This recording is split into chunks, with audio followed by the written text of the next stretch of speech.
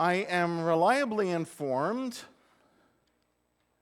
that people really appreciate a preacher who begins with a good joke.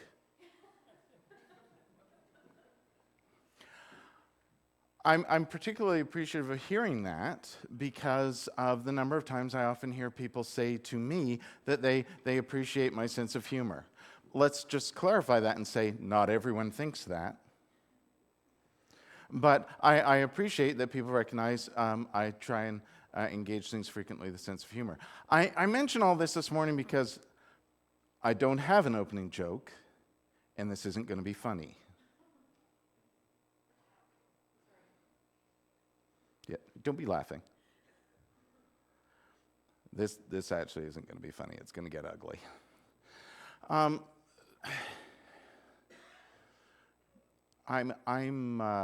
I'm tired. I know what you're thinking right away. You're thinking, well, you know, if you have to play for the show for Matilda, this isn't a commercial, but you can still get tickets. If you have to play for Matilda, you know, each night, of course, you know, not that kind of tired. I'm not talking about that kind of tired. Are you tired? You're in the show. Andrew, are you tired? Well, you don't really do much. You just said that. No, I'm kidding. Oh, sorry, that was a joke. Back to the seriousness. The thing is, I'm not that kind of tired. I'm tired of winter, and it's only November the 17th. Right? I don't know whether that's just winter, it's just the weather generally is just crappy. Anyway, it's not that kind of tired either. I don't mean that kind of tired either. I mean something different to that, and I think I might hit on a few things that you're tired of too this morning. So just bear with me, I had to make a list.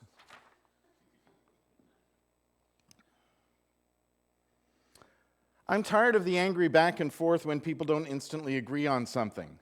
Feel free to disagree with me on that, but I'm tired of listening to people not have conversations, but actually yell at each other. I'm tired of that. I'm tired of the need to vilify the person when we don't like their ideas. I'm tired of the way that if we don't like an idea that somebody has, we attack them personally.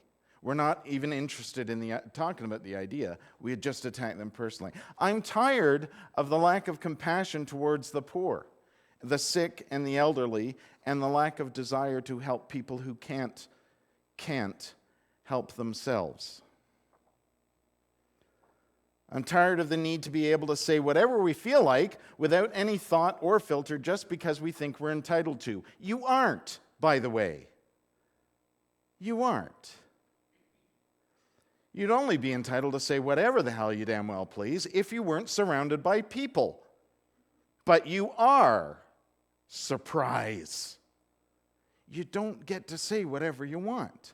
So, by the way, for those of you who feel that freedom of speech is enshrined in the Constitution, move south. Because it isn't. The Canadian Constitution protects freedom of expression. And yes, I know what you're thinking. That includes speech. And yes, it does. But the Constitution also protects against hate speech. By the way, it also protects against pornography and slander. So you don't actually have full freedom of expression in Canada because we protect against certain things. And hate speech has become a huge one. You don't get to say whatever you like because there's people. I'm tired of hate and bigotry being justified as an opinion because they're not. It's just my opinion. But hate isn't an opinion. It's hate. It's destructive. It's mean. It's hurtful. It's horrible. It's not an opinion. Neither is bigotry. We're people, remember? And by the way, we're all children of God. I'm tired of betrayal, and I'm tired of feeling anxious and fearful every time I read the news. I'm tired of war in all its forms. all its forms. I'm tired of bombs going off and people getting blown up and bullets flying everywhere. I'm tired of the destruction and the hurt that is inflicted on people and on the planet. I'm tired of oppression. I'm tired of violence. I'm tired of natural disasters and the disasters that our presence inflicts on the earth. Feel free to disagree with climate change. Feel free. You're entitled to your opinion. But you can't tell me that our very presence, over 7.7 billion people, our very presence doesn't have an impact on the planet. 7.7 billion more. Actually, since I said that, there's probably more. Our very presence has an impact. And the fact, by the way, that we're also not equitably distributed over the globe makes our presence concentrated in certain areas.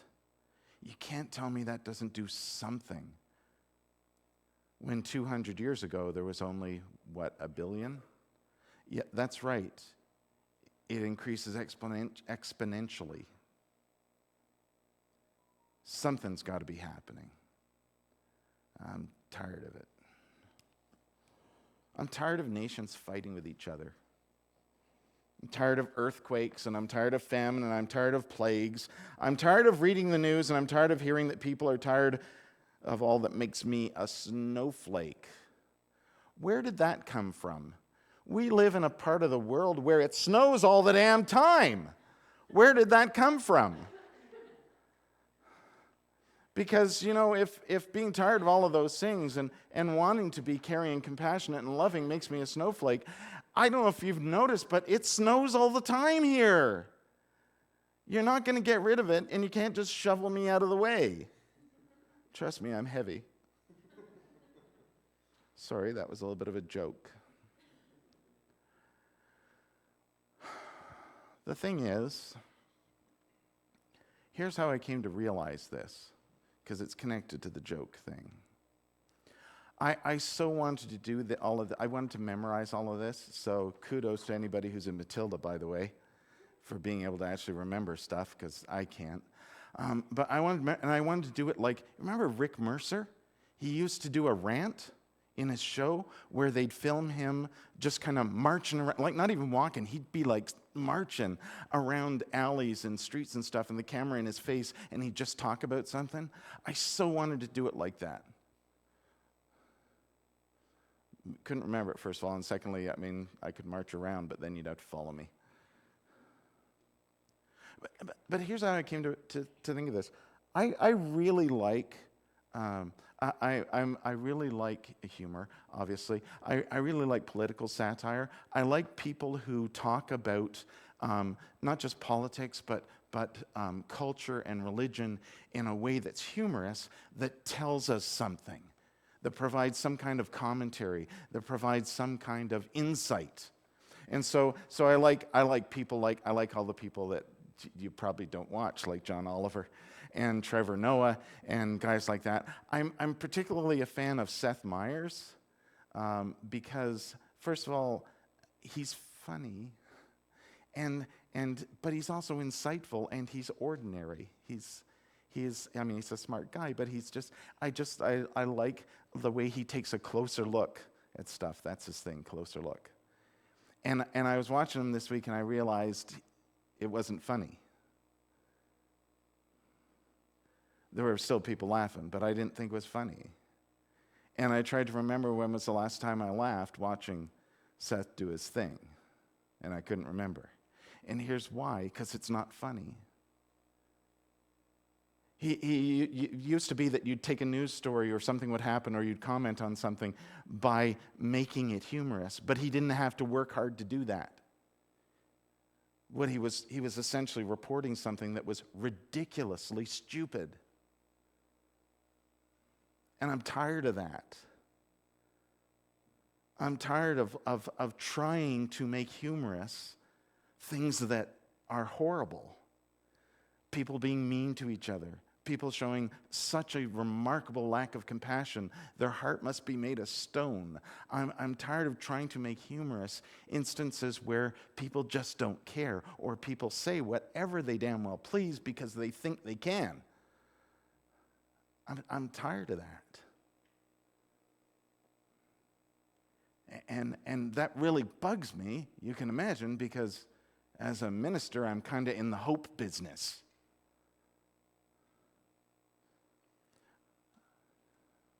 But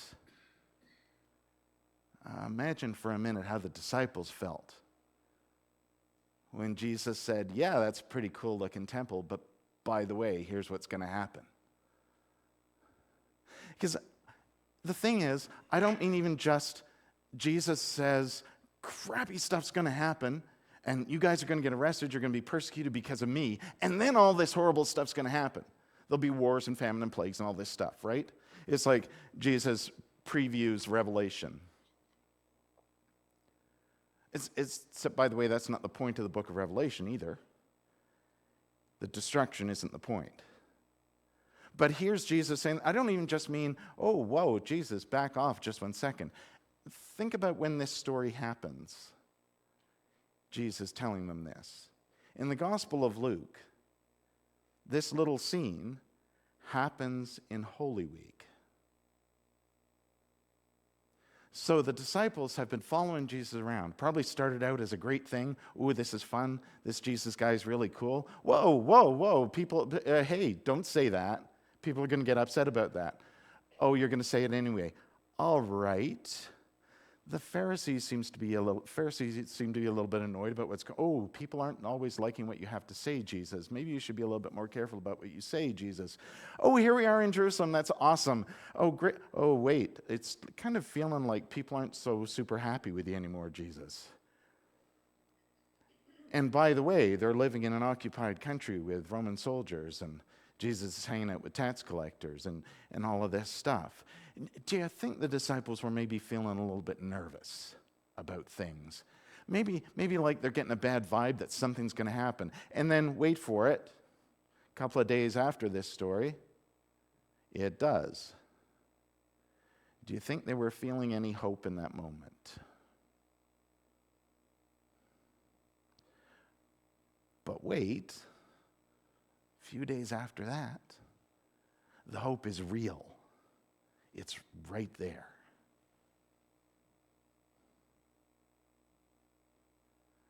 I don't think this is just a story about how we should be remembering that there are going to be end times.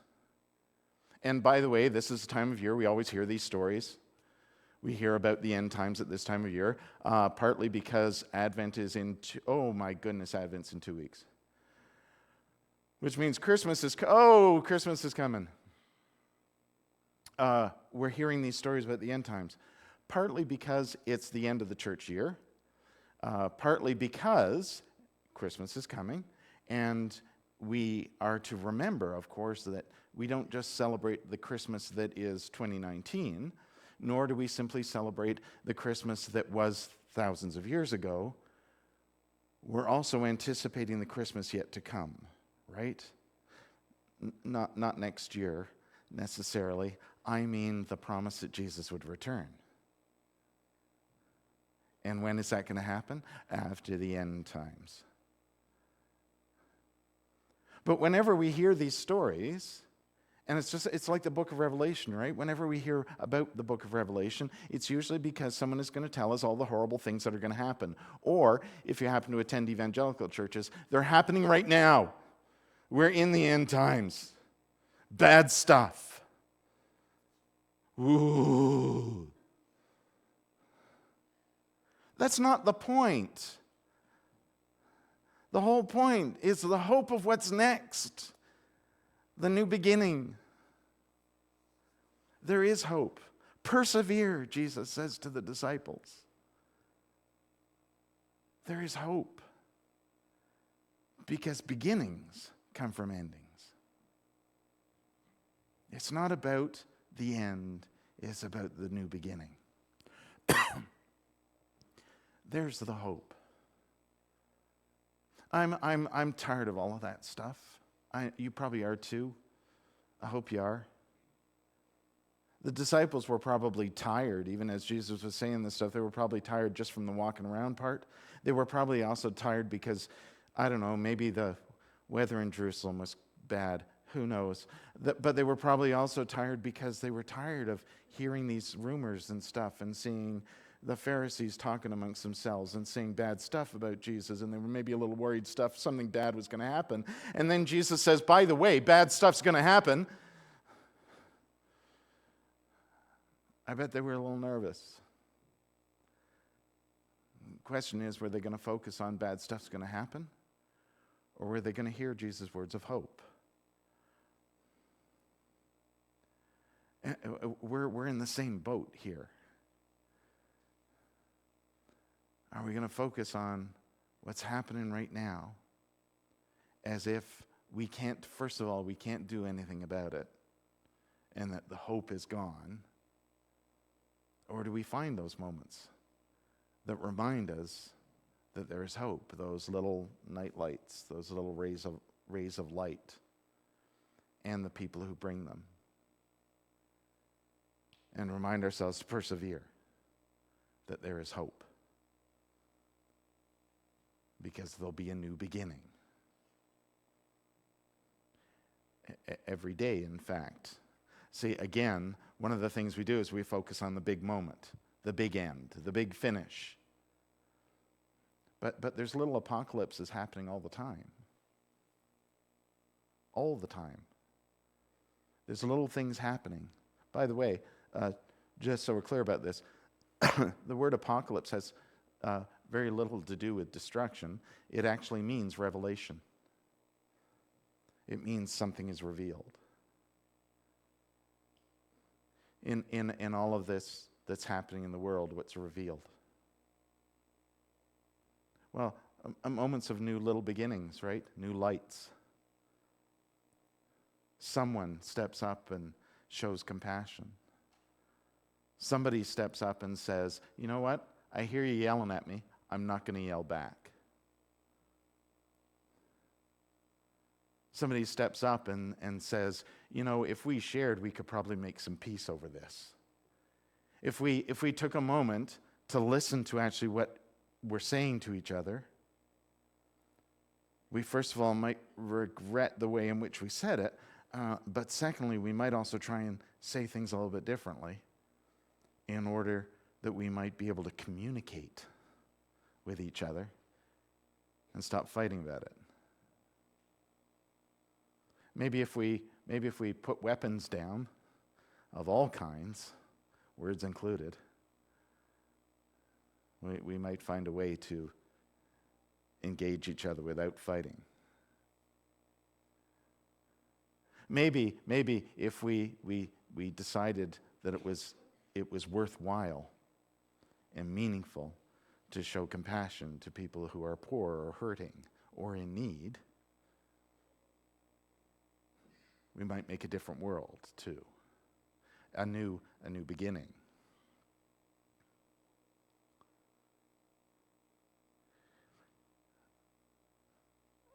I'm still tired of all of that stuff. But there's hope, I think. There's always hope because there's always new beginnings. And we have to do more than look for the little lights. We have to be the person that brings it too.